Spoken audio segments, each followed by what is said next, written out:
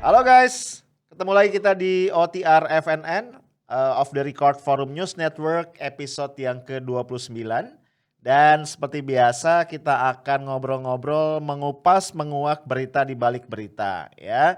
Dan gue akan sapa dulu partner setia gue, salah satu jurnalis senior di FNN yaitu Mas Hersu Beno Arif. Mas Hersu, Assalamualaikum. Waalaikumsalam warahmatullahi wabarakatuh. Semoga selalu sehat ya Bang Arif. Alhamdulillah, semoga Mas, amin. Iya, hari ini kayaknya kita beda nih Mas ya, nuansanya. Mas Hersu pakai hitam, saya pakai apa nih, merah marun ya. Iya Ada, Mas, ada nuansa merah marut juga ini. oh ada Ada ya, nuansa. bisa aja, ketemu aja. Oke Mas, ini ada banyak berita menarik sebenarnya yang ingin kita kupas ya. Tapi karena kita orang media Mas ya, jadi kayaknya yang kena banget sama kita nih hal yang berkaitan dengan media. Kemarin saya sempat kaget Mas karena saya baca berita tentang surat telegram ya dari Kapolri kepada Ya. jajarannya. Ini terutama kepada pemangku peran kehumasan di wilayah-wilayah kepolisian di daerah-daerah gitu ya. Nah, karena di situ ada beberapa poin yang menyangkut areanya media nih. Misalnya, media itu dilarang untuk menyiarkan kekerasan atau sikap arogansi yang dilakukan oleh aparat kepolisian. Kemudian juga yang menarik misalnya ketika polisi melakukan penangkapan gitu ya, proses penangkapan itu tidak boleh bawa media gitu ya. Jadi berita-berita terkait dengan itu harus keluar dari rilis resmi kepolisian.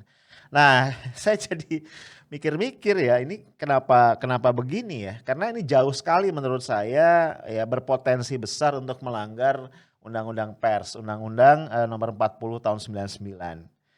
Nah, cuma kemudian nggak berapa lama ya, I think less than 24 hours ternyata dicabut, Mas. Ini saya jadi antara bersyukur sama geli gitu ya. Ini Iya, kok iya. ya mengurus negara, ini kok kayak bercanda gitu ya. Saya sempat ngobrol ya sama teman-teman ya, karena saya masih punya grup Mas, mantan pengurus OSIS SMA Negeri 3 Bandung gitu ya. Dulu saya ketua OSIS Mas gini-gini ya. Terus saya Ya. bilang, perasaan gua aja nih waktu jadi ketua OSIS itu kalau mau ngeluarin surat keputusan itu mikir-mikir gitu. Karena begitu dikeluarkan tuh nggak boleh dicabut kurang dari 24 jam. Gitu Mas Ersu. Iya, iya, iya, iya. Ini memang kemarin begitu muncul surat telegram ini pemberitaannya langsung alarm berbunyi gitu ya. Ya. Karena memang kalau itu betul-betul dilakukan oleh Kapolri itu betul sangat melanggar kebebasan pers dan kemudian Mhm. menjadi menarik kenapa Kapolri masuk ke ranah yang harusnya diatur oleh internal pers dalam hal ini Dewan Pers gitu. Mhm, mhm. Ini kan kita bersyukur bahwa kemudian dalam waktu 24 nggak sampai 24 jam dicabut oleh Kapolri karena itu berarti ada kesadaran bahwa apa yang dilakukan itu tidak tepat atau salah. Tetapi seperti Anda sampaikan tadi, eh, tentu saja menjadi pertanyaan besar mengapa sampai muncul telegram semacam itu. Karena Yes. kalau kita dalam catatan yang ada kan ini bukan yang pertama ada telegram yang kemudian dicabut. Hanya Ya. proses kali ini cepat, jadi saya menyarankan kalau ini masuk ke MURI lah, Musim Rekor Indonesia, sebagai telegram yang paling cepat dicabut. Sebelumnya Kapolri pendahulunya Pak Listio Sigit Prabowo ini, Kapolri Idam Aziz juga pernah membuat semacam surat edaran yang melarang pers untuk menyiarkan konten-konten yang berkaitan dengan Front Pembela Islam. Kan pada Mhm. waktu itu juga diprotes habis-habisan dan kemudian segera dicabut juga. Karena memang Mhm. nggak boleh. Tapi satu hal gitu, apakah itu kemudian dicabut atau tidak, ini kan menunjukkan bahwa sadar cara berpikir dari aparat kepolisian, gitu yang kan tidak mungkin muncul telegram semacam ini kalau mereka menganggap bahwa ini bukan persoalan buat mereka. Ya. Saya kan kalau kemudian Pak Listio Sigit menjelaskan bahwa sebenarnya yang saya ingin tampilkan itu adalah polisi yang humanis gitu. Mhm, Jadi mhm. Jadi polisi karena beliau masih melihat keterangannya Pak Kapolri kan begitu melihat di tayangan-tayangan televisi polisi yang bersikap arogan. Dan saya kira benar gitu. Ya, di luar polisi-polisi di lapangan, bahkan humas sendiri, humas Ya, Polri itu kalau saya lihat ada beberapa humas di Polda itu yang tampilannya itu tidak seperti humas. Dia yes, tampilannya seperti komandan kepada anak buahnya, jadi instruktif gitu. ya, Dan saya paham teman-teman media itu juga kalau ketemu kepala polisi juga manggilnya Dan mhm, gitu. Lapor mhm, Dan, ada berita apa dan sebagainya. Kan iya, ini kan iya, di bawah sadar itu menempatkan media dalam posisi subordinat di bawah polisi padahal sebenarnya atau di bawah narasumber. Padahal mhm, wartawan itu harus bersikap egaliter terhadap ya, siapapun. Begitu ya. Karena betul. kan kita tidak boleh misalnya di media menulis menurut beliau, nah gitu. Itu salah gitu kan. Iya, Bisa bisa menggunakan kata ganti misalnya menurut dia atau menurut Kapolres, atau menurut ya, Kapolda, menurut Kapolri gitu. Itu kan yes, menyangkut lembaga, jangan menurut ya, beliau. Tapi mhm, ketika wartawannya sudah menurut beliau, nah ini berarti sudah subordinasi. Itu menunjukkan kita dalam posisi egaliter. iya, Orang bertanya, "Kenapa sih nggak boleh nulis beliau?" Loh, media itu kan ditonton atau dibaca oleh umum. Kita mhm, mungkin buat wartawan yang di ngepost di Polda, memang mungkin akan membahasakan beliau kepada Kapolda. Tapi mhm, ketika itu menjadi produk jurnalistik, produk umum, yang kebetulan membaca Pak Presiden atau yang membaca Pak Kapolri kan, Kapolri dan Presiden tidak menyebut beliau. Itu kira-kira betul, logikanya mengapa mengapa kita tidak boleh menggunakan kata-kata yang bersifat feodalistik begitu. betul, Bahkan dulu misalnya Pak Harto pun kita tidak pernah menyebut beliau, kita menyebutnya mhm, juga sebagai Presiden Soeharto betul, begitu saja. Jadi itu lebih mhm, lebih netral. Mengapa? Karena itu tadi bahwa media itu bersifat egaliter. Saya jadi kalau betul seperti yang dikatakan oleh Pak Kapolri bahwa maksudnya itu adalah jangan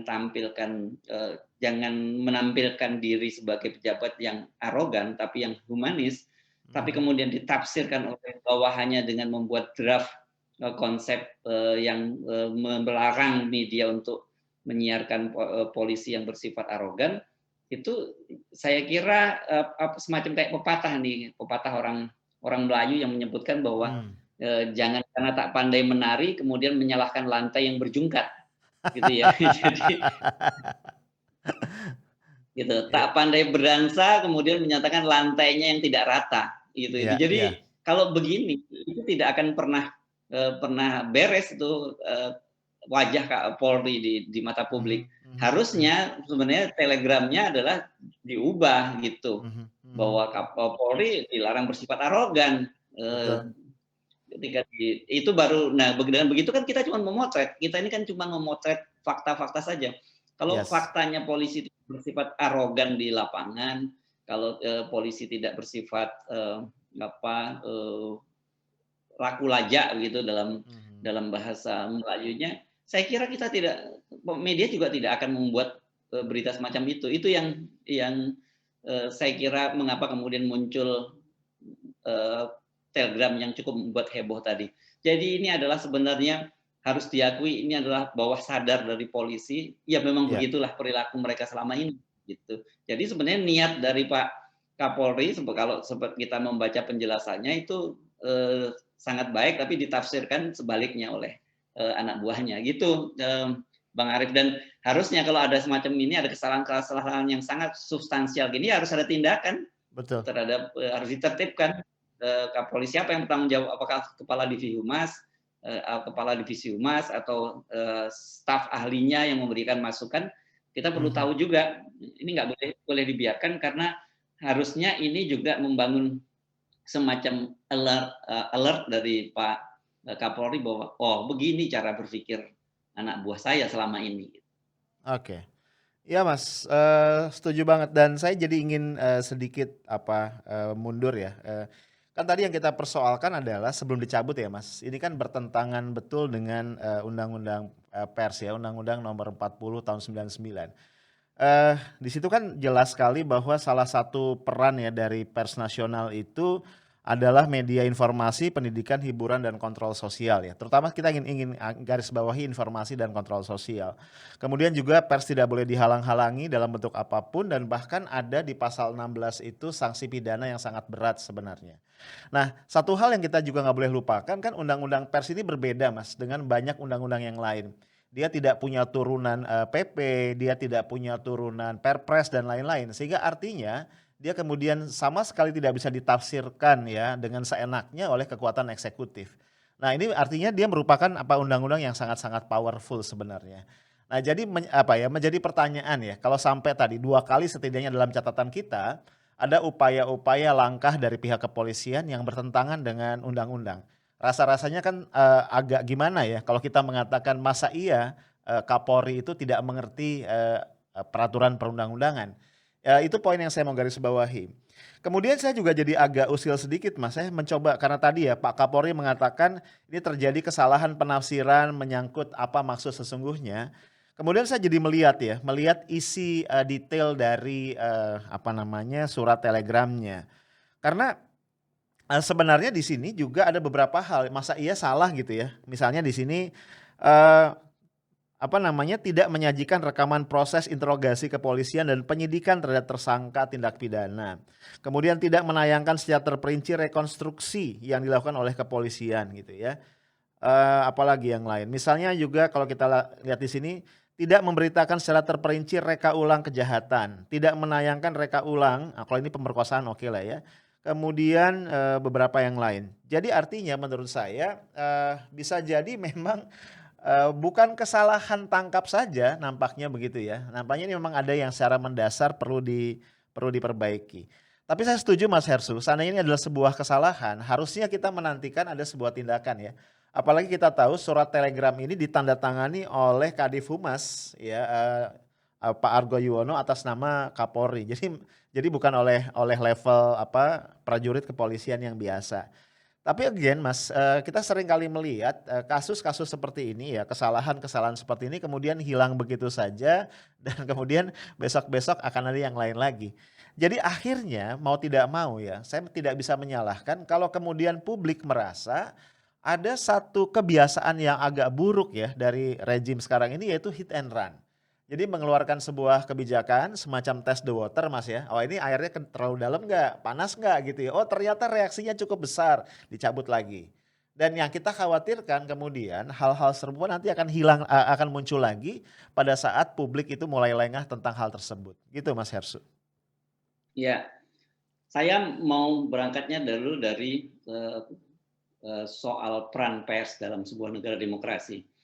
Karena sebenarnya indikator sebuah negara itu demokrasi atau tidak itu adalah freedom of press-nya ya. Jadi kebebasan dalam kebebasan media itu indikator yang sangat penting. Makanya kemudian orang banyak menyebutkan bahwa pers itu adalah pilar keempat dari demokrasi. Jadi tidak disebut polisi ya di situ pilar keempatnya, tapi justru disebut press-nya. Jadi artinya sebenarnya dari sisi positioning sebenarnya pers itu lebih tinggi dalam posisi itu karena dalam Sokoguru demokrasi itu kan disebut jelas fungsi eksekutif, fungsi legislatif, fungsi yudikatif dan juga kebebasan pers. Itu udah menjadi semacam komitmen di dunia itu bahwa salah satu indikator pers yang bebas, salah satu indikator negara demokrasi yang baik itu adalah persnya bebas. Nah, ketika kemudian kita menghadapi realitas ada mulai upaya-upaya membatasi kebebasan pers, meskipun itu kemudian mundur lagi setelah di protes, itu menunjukkan bahwa ada indikator, ada kecenderungan negara kita sudah tidak lagi menjadi negara demokratis. Kalau masih negara demokratis pun mungkin pseudo demokrasi atau ersat demokrasi gitu ya, jadi demokrasi yang semu. Dan itu kemudian itu muncul sekali lagi saya sebutkan itu di bawah sadar para pejabat pemerintahan dalam hal ini sekarang kita sebut kepolisian. Dan soal-soal semacam ini kan sebenarnya sebagai wartawan yang pernah hidup di masa Orde Baru, gitu lama di lingkungan Orde Baru, itu mengingatkan saya pada situasi semacam itu, gitu bahwa memang dalam sebuah negara yang cenderung otoriter kebebasan pers itu dibatasi dan kemudian wartawan itu juga harus pandai-pandai gitu mengerti bahwa ada batasan-batasan yang tidak boleh dilanggar. Ya, Itu karena di dalam masa saya menyebut Orde Baru karena memang walaupun disebut sebagai negara demokrasi, kita semua sepakat pada masa itu ada pemerintahnya otoriter, ya, pemerintahnya sampai 7 periode gitu. Jadi yes. kalau sekarang indikatornya kemudian kebebasannya pers dibatasi dan kemudian ada keinginan untuk memperpanjang masa jabatan lebih dari periode, terus apa bedanya itu dengan Orde Baru kan gitu. Mhm, betul, Jadi betul. nah, saya membaca media juga sudah mulai ada yang menyebut-nyebut soal wah ini udah mulai meniru-niru gaya rejim Orde Baru.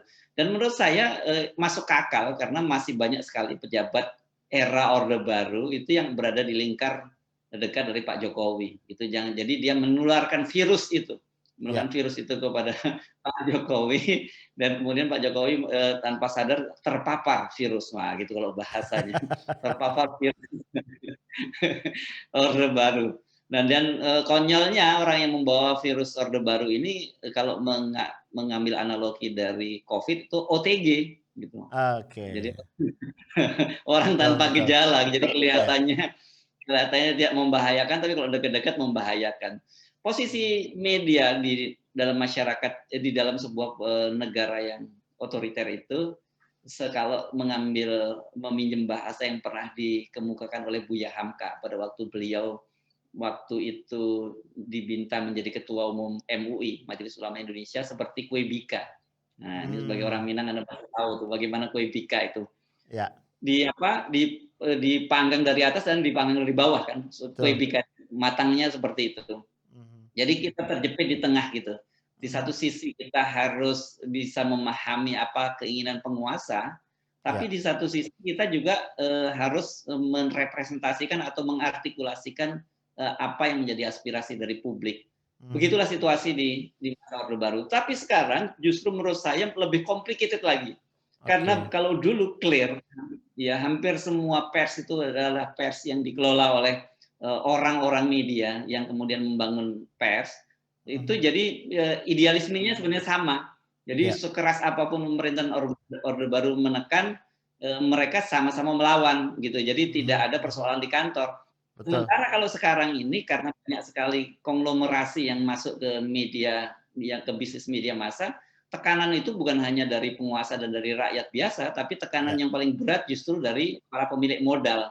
yes, Jadi saya bisa memahami bahwa situasi teman-teman sekarang ini agak terutama teman-teman media itu agak berat bekerja di media. Belum lagi situasinya bahwa kalau di masa lalu kebanyakan orang menjadi bekerja sebagai wartawan itu merupakan sebagian besar itu adalah aktivis semasa menjadi mahasiswa dan dia meneruskan jiwa aktivisme melalui media massa. Sekarang ini ya, harus diakui kan pers itu sudah menjadi industri biasa. Jadi betul, orang menganggap itu ya pilihan pekerjaan gitu. Ketika mhm, pilihan oh kayak menarik apalagi kalau televisi. Kalau mhm, televisi ini banyak juga kemudian anak-anak yang menganggap ini dunia semacam kayak dunia pintas untuk menuju menjadi selebritas, terutama ya, televisi ya, terutama yang menjadi hostnya, menjadi anchornya itu. Mereka lupa bahwa sebenarnya menjadi host atau menjadi baca berita itu konsekuensi dan pembagian dari pekerjaan saja. Bukan betul, berarti kemudian mereka itu menjadi selebriti ketika menjadi host atau anchor sebuah media. Yang pertama dia adalah jurnalis. Itu mhm, harus mhm, harus dilakukan. Makanya ketika dulu saya bekerja, ketika saya masih bekerja di stasiun televisi berita di Metro TV dulu, kita mewajibkan semua host itu harus jadi wartawan di lapangan. Jadi mhm, tidak boleh seorang host tidak pernah ke lapangan karena dia itu harusnya wartawan gitu, ya, bukan sekedar host. Jadi kalau dia cuma pembaca berita ya dia bukan jadi anchor, dia cuma menjadi news reader saja, pembaca ya, berita. Itu dua hal yang berbeda antara anchor dengan news reader, pembaca berita yang muncul kemudian sikap-sikap apa nyelek gitu kita nyebutnya mhm, merasa menjadi populer dan sebagainya itu dampak yang sekarang saya rasakan ketika industri media berubah menjadi industri tidak lagi sekedar tekanannya itu dari atas dari pemerintahan dan juga dari publik yang mengharapkan diartikulasikan kepentingannya tetapi juga dari para pemilik modal Belum lagi kalau mau kemudian ternyata para petinggi persnya itu juga bermain-main di politik. Nah, itu ada Yes. lagi kepentingan politik. Jadi memang cukup berat situasinya saat Iya. ini. Menarik. Betul, Mas. Ya, ini saya jadi punya catatan yang saya garis bawahi ya. Jadi kalau, surat telegram Kapolri yang kemarin dicabut itu ya, atau juga sebelumnya surat, apa namanya, waktu itu istilahnya maklumat kalau saya nggak salah ya, maklumat Kapolri Jenderal Idham Aziz yang juga dicabut, itu mendapat reaksi keras dari masyarakat. Saya pikir, di satu sisi memang karena, sebagian publik mengerti ya adanya undang-undang pers dan ini adalah pelanggaran serius, potensi pelanggaran serius. Tapi pada sisi yang lain menurut saya juga ini adalah bagian dari perlawanan alam bawah sadar publik yang melihat bahwa nggak ada begituan aja. Beberapa waktu belakangan ini yang tadi Mas gambarkan, pers itu juga mulai kehilangan jati dirinya, Mas, ya. Kita harus akui itu sebagai otokritik. Kemarin kita sempat bicara ya dalam dalam kasus tertentu bagaimana kemudian pers itu ya kalau nggak salah kita bicara dalam kasus, bom Makassar dan juga apa namanya, penyerangan pada Mabes Polri terutama. Pers itu kemudian menjadi apa, semacam humas ya. Jadi semacam apa, hanya mengutip saja rilis dari kepolisian atau bahkan juga memberikan pemberitaan yang, terlalu bombastis dan tidak berdasarkan fakta. Mereka tidak turun ke lapangan, tidak mengecek fakta, tidak mendeskripsikan dengan narasi yang, jelas dan seterusnya. Nah, saya merasa, kemudian publik juga menangkap itu, Mas, sehingga ada semacam apa ya, semacam kekesalan begitu ya, keputusasaan, kemana lagi kami harus bisa mendapatkan kebenaran, kemana lagi kami bisa mendapatkan pengungkapan fakta yang sesungguhnya, kalau ternyata pers sudah tidak bisa diandalkan lagi untuk itu. Nah, dalam konteks ini ada yang saya khawatirkan, Mas. Kita ini kan sekarang di dunia digital ya, Mas, ya. Sudah muncul citizen journalism, semua orang bisa menjadi pembuat berita dan seterusnya. Kalau seandainya ya pers kita ya, mainstream maksud saya media-media mainstream itu terus-menerus ya tidak keluar dari kotak seperti ini ya, berputar di sana, kehilangan peran yang sesungguhnya sebagai, media atau pers yang menjadi pilar keempat demokrasi, sooner or later mereka akan ditinggalkan oleh pembacanya, mereka akan ditinggalkan oleh viewersnya karena tadi esensi keberadaan pers adalah untuk mendapatkan kebenaran. Nah, ketika kemudian masyarakat atau publik tidak lagi merasakan mendapatkan itu dari pers kita, maka publik akan mencari yang lain. Dan perlu dicatat bahwa hari ini ya, belakangan ini alternatif itu tersedia sangat luas, Mas, di media-media sosial, di YouTube seperti yang kita lakukan ini dan sebagainya. Walaupun kemudian seperti kita berikan warning juga, tentu saja para YouTuber misalnya, para pembuat konten itu tidak terikat dengan kaidah-kaidah jurnalistik, tidak terikat dengan kode etik, tidak ada proses verifikasi dan seterusnya. Tapi again ya namanya konsumen berita, Mas, berita itu saya pikir sekarang sudah menjadi bagian dari 9 bahan kebutuhan pokok gitu ya. Sehingga ketika tadi pers tidak bisa menyajikannya, maka orang mau tidak mau akan mencari yang lain ya, walaupun tadi tidak ada jaminan mengenai kualitas. Nah, nampaknya ini, Mas, yang kita perlu ingatkan ya kepada, apa namanya, sejawat-sejawat kita, kepada teman-teman di media, jangan sampai tadi alasan keberadaan dari pers itu hilang. Ya karena kemudian kita tidak memenuhi apa yang menjadi fungsi dari pers itu sendiri. Gitu Mas Ersu. Ya, sepakat itu. Jadi sebenarnya harusnya kalau memang Pak Kapolri ingin bawahannya atau aparatnya di lapangan terutama itu tidak bersifat lagi arogan, justru dibalik, telegramnya itu isinya harus libatkan pers Ya, dalam setiap kegiatan di kepolisian. Harusnya betul. begitu. Jadi Betul. jangan dilarang melakukan rekonstruksi, melihat rekonstruksi dan sebagainya. Interogasi saya setuju, nggak boleh lah Betul. interogasi masa terlibat. Tapi dalam rekonstruksi justru media kan kemudian menjadi alat kontrol. Jadi Yes. Pak Kapolri nggak perlu repot-repot menurunkan divisi profesi propamnya Mabes Polri, bantu Mhm. teman-teman media saja. Justru malah Pak Kapolri minta begini, silahkan media beritakan seluas-luasnya arogansi dari aparat kepolisian di lapangan. Itu Mhm. kalau dipersilahkan seperti itu oleh Pak Kapolri nggak perlu kerja keras. Dalam Yes. waktu sekejap beliau dan banyak sekali mendapat masukan dari media dan masyarakat. Cuman Iya. siap nggak gitu Pak Kapolri kehilangan banyak sekali aparat di lapangannya. Tapi mungkin nggak harus se ekstrem kehilangan, kan bisa dilakukan penindakan tegas. Dan kemudian setelah dilakukan penindakan tegas itu menjadi contoh dan kemudian terjadi deterrent effect. Jadi Mhm. efek-efek Mhm. dan kemudian ada muncul efek jera dari kalangan kepolisian karena dengan cara begitu saya pasti akan diawasi oleh publik. Nah, Dan kalau saya diawasi oleh publik dan itu sampai di Kapolri bisa gawat nih saya, bisa dipecat maksimal atau turunkan pangkatnya atau penundaan pangkat atau potong gaji. Itu kan Ya, jadi jauh lebih lebih menarik buat betul. Pak Kapolri. Jadi saran saya Pak Kapolri jangan buat telegram yang baru yang minta agar pers dan publik itu menyiarkan seluas-luasnya setiap kali ada pelaku arogan dari aparat kepolisian. Saya memang teringat di masa lalu itu betul-betul ada satu tayangan TV itu yang sangat menjengkelkan. Ya ini yang Mhm. penggerbekan di lokasi. Dan kemudian kita tahu bahwa sebenarnya itu banyak dalam banyak kasus itu sebenarnya misalnya kasus pencurian atau perampokan itu si pelakunya sebenarnya sudah ditangkap gitu. Dan Mmm, kemudian karena untuk kepentingan tayangan di tayangan di televisi direka ulang. Itu kan jahat sekali kan. betul. Kemudian dan kemudian ada dramatisir dan disitulah Yes. kemudian tampil polisi-polisi di lapangan yang overacting karena dia tahu bahwa dia sedang disorot oleh kamera. Kan Mhm. kita selalu kan saya pernah menyinggung juga apa dampak dari sebuah televisi itu. Televisi itu kan orang selalu menyebut camera is a magic gitu.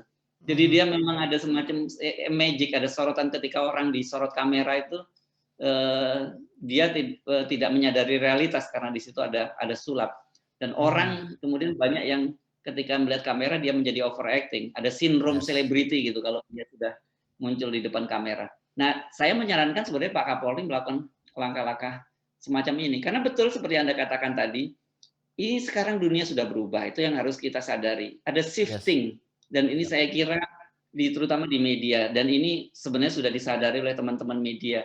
Sekarang media mainstream itu bukan satu-satunya lagi sumber utama informasi pada publik. Bahkan kalau kita Yap. lihat berbagai surveinya itu atau data-datanya menunjukkan orang sekarang yang menonton televisi itu jauh berkurang. Orang lebih beralih ke platform-platform yang bersifat berbagi video seperti yang dilakukan oleh YouTube. Ya. Kita misalnya bahas pada waktu yang lalu contoh almarhum, kalau kita nyebutnya almarhum lagi, almarhum ILC yang Ya. sudah dibunuh pelan-pelan. Orang kan ketika kemudian ILC juga tayang di YouTube, Ya. orang akan cenderung lebih memilih ke nonton di YouTube-nya. Mengapa? Karena satu kan tayangannya sering sampai tengah malam bahkan lewat dini hari untuk di Indonesia bagian timur dan bagian tengah gitu. Ya. Ngapain orang mesti nonton di mana sampai tengah tengah malam? Lebih baik saya tunggu besok aja di tayangan YouTube-nya. Dan kemudian setelah itu orang juga bisa memilih. Ah, saya malas kalau nonton narasumber. Kalau kita nonton paket full ya, sih kan kita harus menonton yang kita suka atau tidak kita suka atau kalau nggak suka kita Mhm. tinggalin tapi tiba-tiba nanti bisa kelewatan. Kalau dengan nonton di YouTube kan Anda bisa cuma memilih Ya. konten-konten tertentu yang Anda sukai. Nah, itulah menjelaskan kenapa kemudian salah satunya selain pertimbangan-pertimbangan politik kemudian ILC juga tidak lagi diaktifkan karena penontonnya itu sekarang jauh lebih lebih tinggi di YouTube dibandingkan orang nonton televisi langsung. Jadi yang seperti kesadaran semacam ini di kalangan aparat humas dari polisi maupun pemerintah harus ada kesadaran. Nggak ada gunanya Anda menutup saluran media mainstream karena nanti orang akan menonton di media-media sosial. Dan seperti Anda Ya. singgung tadi, lebih bahaya lagi kalau media sosial itu bukan media yang dikelola oleh lembaga-lembaga penerbitan pers resmi. Kenapa? Yes. Karena yang disebut tadi citizen journalism, dia Ya. nggak terikat pada kode etik, gitu. Dia Betul. suka dia aja mau nampilkan berita seperti apa dan kemudian judulnya pasti akan lebih bombastis. Dan Anda tadi menyinggung soal pengalaman pengalaman seorang perempuan yang menerobos ke Mabes Polri Ya. kan ketika di framing itu terjadi tembak menembak, kemudian diserbu dan sebagainya, publik jadi nggak percaya karena mereka Yes. mendapatkan informasi yang berbeda di media sosial. Ini berbahaya. Jadi penting menurut saya bagi para humas di pemerintah maupun di kepolisian menyadari bahwa bro dunia itu sudah berubah. Jangan lu Mhm. berpikir lu hidup dalam di masa lalu. Anda kan kemarin menyebut Anda masih bawa eranya, lu masih main analog, sementara orang sudah main digital, kan gitu, Mhm. Betul. ya kan? Dan Yes. saya sering juga membaca orang-orang senior bahkan banyak di antara kita masih selalu ngomong, oh sekarang zaman milenial. ini pun sudah nggak pas lagi gitu. Karena Yes. eranya itu sudah bukan era milenial. Era sekarang generasinya apa? Generasi beta mungkin bahkan Generasi ya, Z, Bang Arif ya, sudah generasi ya. Z. Wah, Generasi udah generasi Z malahan iya, gitu ya. betul. Kan saya ada generasi alpha, generasi delta. Jadi yang paling pas nyebutnya apa? Ya generasi digital gitu. Jadi Betul. eranya digital karena mereka semua sudah terkoneksi secara digital kan gitu. Betul. Dan kalau pembagian yang sederhana, ada orang-orang seperti kita, seperti saya gitu, atau saya nggak mau nyebut kita deh, nanti Anda merasa perlu kali. Orang-orang seperti saya ini, nah sekali lagi begitu, adalah generasi imigran digital, Iya, gitu kan? Ya, kita hidup di masa non digital dan sekarang masuk ke era digital. Tapi untungnya kita masih mau mencoba beradaptasi. Tapi namanya imigran itu beda dong dengan native digital. Ya kan betul. namanya imigran seperti orang katakanlah saya orang Indonesia berimigran ke Amerika dan kemudian saya punya anak lahir di Amerika, pasti saya berbeda dengan anak saya. Anak saya Yes. betul-betul terintegrasi dengan orang Amerika. Mhm. Sementara saya bagaimanapun saya masih punya value nilai-nilai yang saya bawa di Indonesia. Begitu juga generasi generasi migran digital, imigran digital tadi. Imigran digital seperti saya dan juga banyak sekarang para petinggi-petinggi di pemerintahan itu pasti tidak sepenuhnya bisa terkoneksi atau blending dengan generasi digital. Nah, ini bos eranya sudah berubah gitu. Ya. Jadi kalau Anda masih hidup dalam era yang Anda sebut tadi analog atau Anda masih sebagai lumayan menjadi imigran digital, Anda harus memahami bahwa sekarang terjadi eranya digital. Jadi kalau Anda melakukan itu seperti membendung air bah gitu, nggak ada Yes. gunanya membendung informasi media mainstream. Yes, Begitu, betul. Bang Arief. Ya, thank you Mas Hersu. Iya, di bagian akhir ini saya jadi ingin menariknya agak sedikit lebih luas, Mas. Jadi nampaknya peringatan yang sama atau reminder yang sama perlu kita sampaikan kepada seluruh bagian dari pemerintahan ya, Mas ya. Karena nampaknya ini masih pemerintahan analog ya. Karena tadi melihat bahwa masyarakat tidak tahu, melihat bahwa masyarakat tidak mengerti, melihat bahwa informasi itu masih bisa diatur-atur dan seterusnya. Sehingga tadi berbagai kebijakan yang coba-coba itu nampaknya bukan hanya khas dari kepolisian Mas, tapi nampaknya juga dari level pemerintahan yang lebih tinggi. Kita belum lupa ya Mas, misalnya geger tentang Perpres nomor 10 tahun 2021 kemarin, yang ada lampiran ketiga mengenai miras gitu ya Mas ya. Ini kan struktur masalahnya mirip ya gitu ya. Kemudian setelah ada protes besar dari masyarakat, dari berbagai kalangan, ya pimpinan ormas dan lain-lain, kemudian diubah ya, hanya dengan satu video pendek yang ditayangkan di YouTube. Saya tuh khawatir Mas, kalau orang luar melihat, ini Anda bernegara ini kok kayak bercanda gitu. Hal yang sangat penting ya, kemudian diumumkan secara formal, kemudian bisa dicabut hanya dengan siaran di YouTube begitu. Nah, nampaknya tadi masih ada pandangan bahwa pemerintah itu lebih tinggi dari masyarakat, dari rakyat, pemerintah tahu segala hal, sementara rakyat tidak tahu apa-apa. Nah ini yang saya katakan berkali-kali ini merupakan kekhasan cara pandang orang-orang analog ya, yang memang feodalistik dan sebagainya. Nah jadi memang kita perlu berubah sama-sama ya, di satu sisi pers harus diingatkan kembali tugas dan tanggung jawabnya sebagai pilar keempat demokrasi. Namun pada sisi yang lain pemerintah dan seluruh state aparatus juga harus berubah karena kalau tidak ya ini akan terjadi persoalan yang lebih besar ke depannya. Baik guys, kita tiba di penghujung dari obrolan kita. Sebenarnya jadi kayak ngobrolin rumah tangga sendiri ya, karena kita ngomong tentang pers dan juga perannya di masyarakat. Tapi nggak apa-apa, jadi lu semua jadi tahu ya seperti apa dinamika dari peran-peran jurnalistik yang itu ternyata juga penting banget karena merupakan pilar keempat demokrasi. Itu aja dari gua, kita akan ketemu lagi di kesempatan berikut. Assalamualaikum warahmatullahi wabarakatuh. Waalaikumsalam warahmatullahi wabarakatuh.